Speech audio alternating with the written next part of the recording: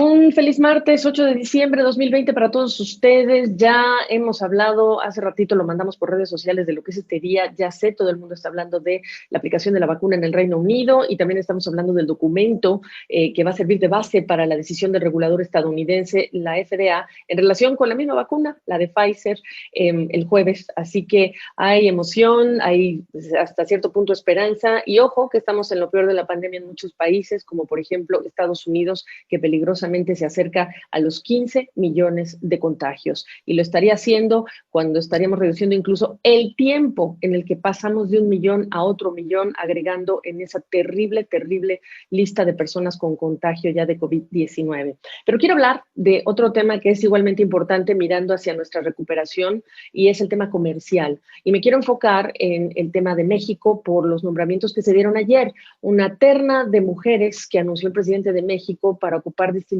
cargos, mujeres todas, algunas mujeres pues con amplia experiencia política más que con amplia experiencia económica, y esa es la razón por la que queremos hablar de la cartera, particularmente de la Secretaría de Economía, para un país que necesita revivir, revitalizar a su sector empresarial, que necesita dar certidumbre y que tiene un acuerdo comercial recién renegociado con Estados Unidos como es el TEMEC.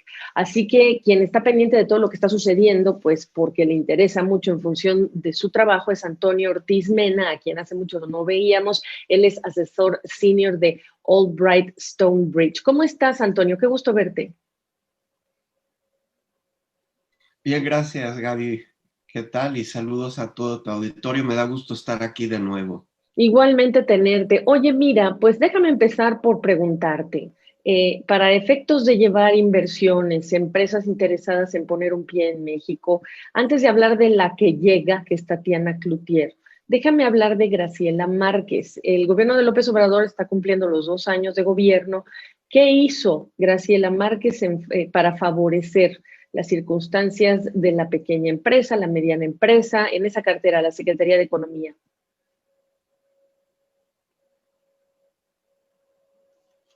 Mira, Gaby, yo creo que se enfrentó a una circunstancia muy difícil a partir de este año. Sin embargo, desde el año pasado, si recordarás, la economía mexicana prácticamente estuvo estancada. Entonces, las empresas en México y sobre todo las pequeñas y las medianas estuvieron en una circunstancia muy, muy, muy difícil de crecimiento promedio cero el 2019 y este año estamos viendo así un -9. ¿Eso qué significa? Que muchas de ellas no van a poder sobrevivir porque viven día a día. Sé que se dieron algunos apoyos, algunos créditos a la palabra, se estuvo enfocando en temas de emprendimiento de mujeres, de emprendimiento de pequeños, por ejemplo, artesanos. Entonces, me parece bien en cuanto a la dirección, donde creo que falta es en cuanto a la magnitud. Es decir, vamos en la dirección correcta de buscar darle atención a esas empresas, pero falta hacer muchísimo, perdón que lo diga así, pero así es, más de lo que se ha hecho. México es de los países que menos recursos ha canalizado para apoyo a empresas en esta situación tan difícil, y no se trata de si uno si es neoliberal o neoliberal o de rescatar. Se trata de que si las empresas pequeñas y medianas quiebran, eso va a generar un enorme desempleo y es difícil que se vuelvan a levantar, y eso a la vez te baja la demanda. Entonces entramos en un círculo vicioso.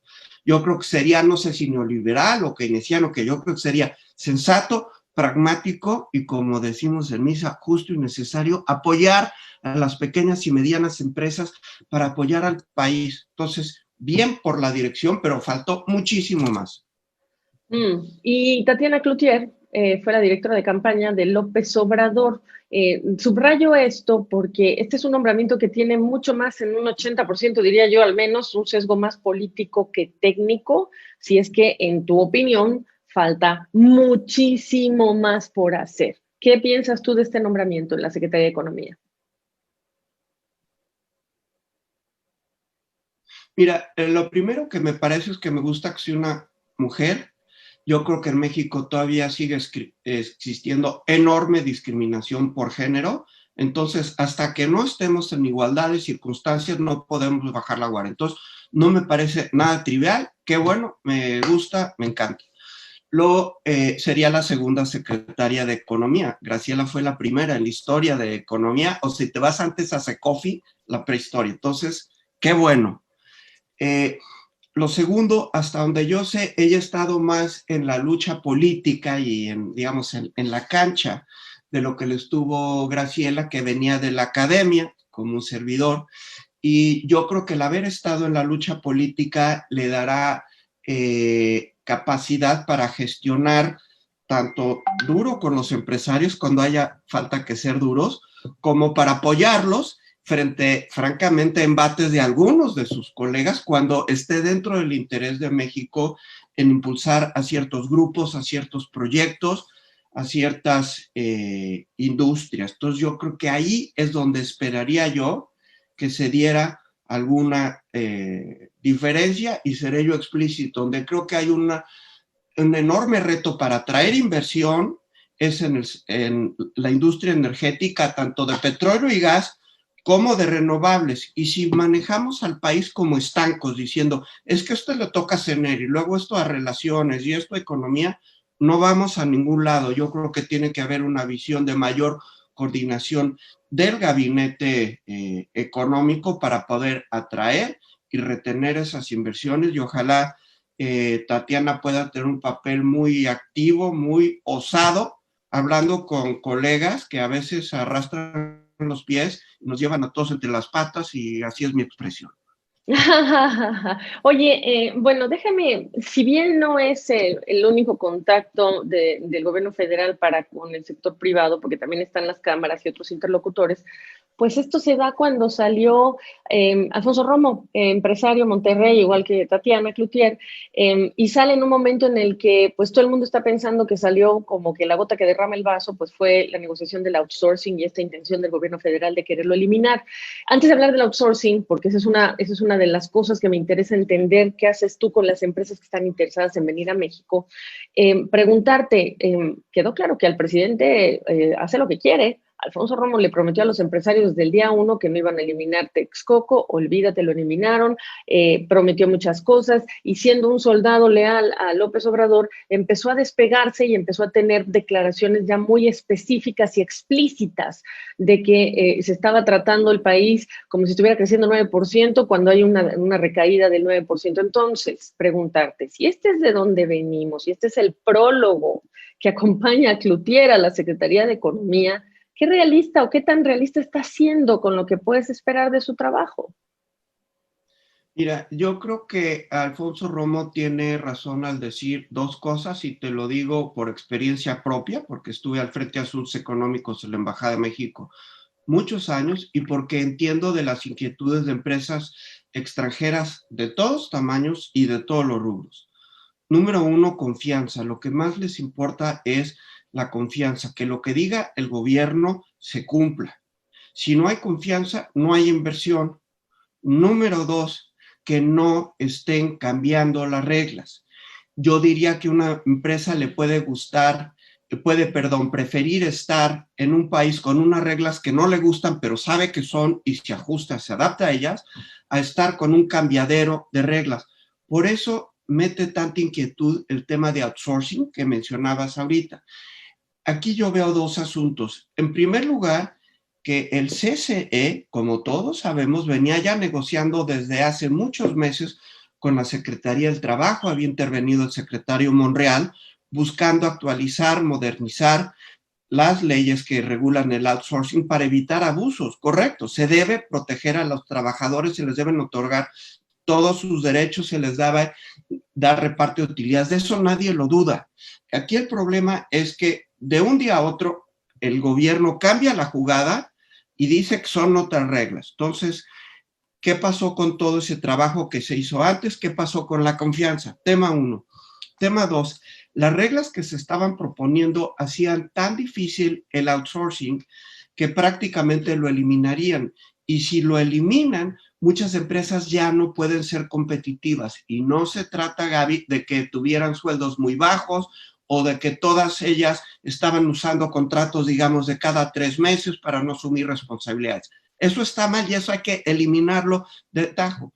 El tema es que hay industrias en las cuales hay una gran estacionalidad, por ejemplo, en turismo. Entonces, no puedes tener una enorme plantilla de trabajadores todo el año, porque tienes temporada alta, temporada baja, porque tienes servicios, por ejemplo, de seguridad que tú prefieres contratar por fuera. No tienes por qué tener una plantilla de policía.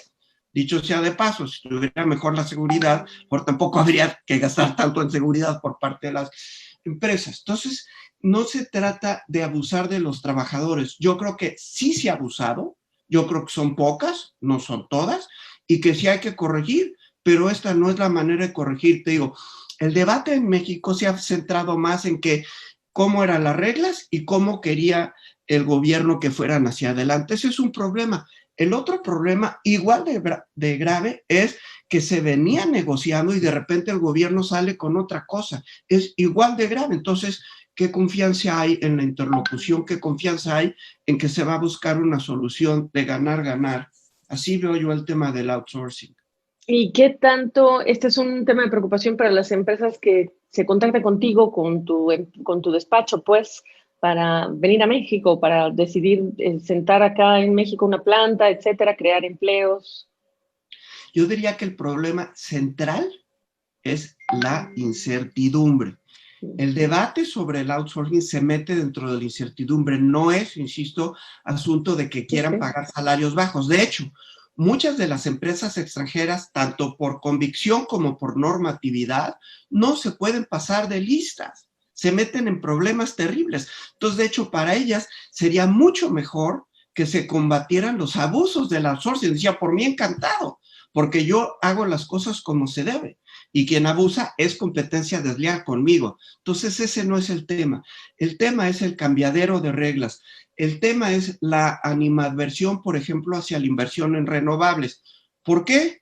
Porque muchas de ellas requieren consumir energía generada por renovables, porque si no, no van a cumplir con las metas que esas empresas, que no son energéticas, tienen para reducir su huella de carbono. Y si no lo logran, van a sufrir embates o en el valor de sus acciones, o consumidores pueden boicotear sus productos. En México no se ha entendido el alcance que tiene este embate en contra de las renovables, no solo de la parte de la generación de energía, Gaby, sino quienes las consumen y están obligados a consumir energías limpias y energías renovables. Entonces, eso es lo que está generando un problemón.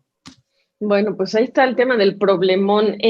Si estuvieras tú en la cartera de Cloutier en lugar de ella, Antonio, en un escenario hipotético, ¿cómo ordenarías las prioridades en el momento actual por el que está pasando México? Además de que, ya me dirás, Joe Biden entra pronto, estamos en una cuenta regresiva de poco más de 45 días para que salga Trump, viene el TEMEC y la activación del TEMEC con los demócratas y todo el tema laboral es de suma importancia para ellos, va a venir una enorme presión en el asunto de los sindicatos, ahí tienes la famosa línea 1-800 para ir y denunciar cualquier cosa que sea denunciable, ¿no? Y lo que puede pasar a México. Pero si estuvieras en la cartera de Cloutier, ¿tú cómo ordenarías qué prioridades?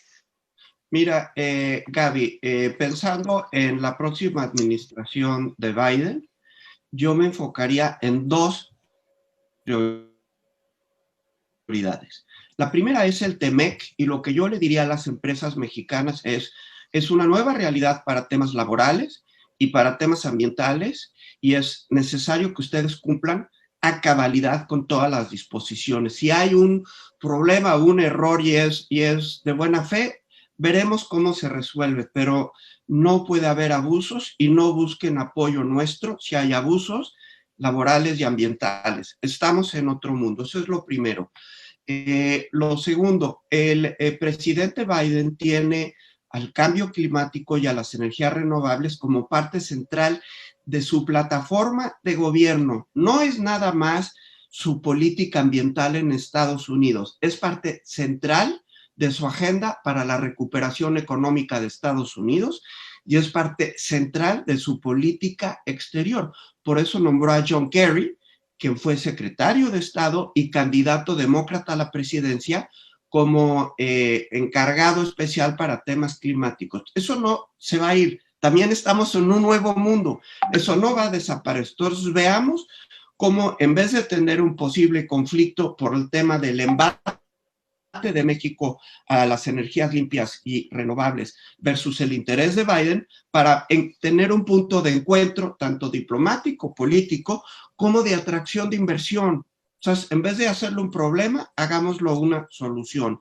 Eso en el tema del TEMEC. Y finalmente yo sí buscaría otra cosa, Gaby, que Estados Unidos desde ahora, ellos también por su lado tienen asuntos, han estado haciendo muy difícil la exportación de productos agropecuarios de México a Estados Unidos.